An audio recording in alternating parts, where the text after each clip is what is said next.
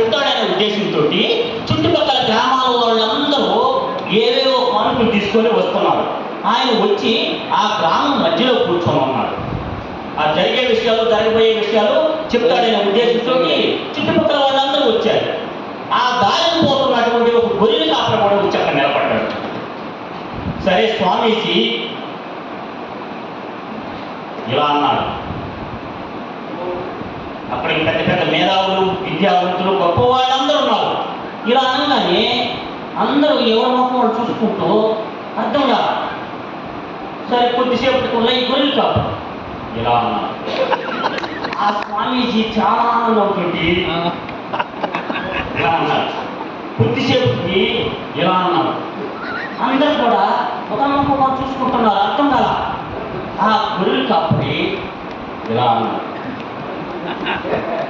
అతను స్వామీజీ దగ్గరికి పిలుచుకొని అతన్ని కౌగిలించుకొని సత్కరించి కానుకలించి పంపిస్తున్నాడు.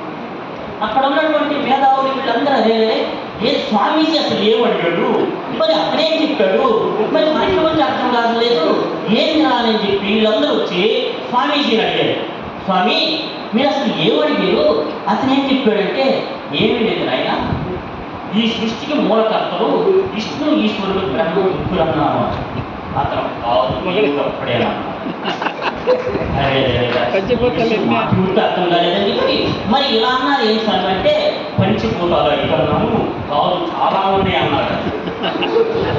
మనకి అర్థం కాదు, అతనికి ఎలా అర్థమైందా అని చెప్పి ఆ పోతున్న అతన్నే అయ్యా ఆగాయని చెప్పి పిలిచి, ఏమయ్యా అసలు స్వామీజీ అడిగింది మాటలకు అర్థం కాలేదే, మరి నీకేం అర్థమైంది అంటే, అందులో అర్థం కాకపోవడానికి ఏముంది, నీకు 3 గొర్రెలు లేదా అన్నాడు, నాకు 1 ఉంది అన్నాను, దాన్ని 500కి ఇస్తామన్నాడు, 500కి దాన్ని పుచ్చు కూడా రాదన్నాడు.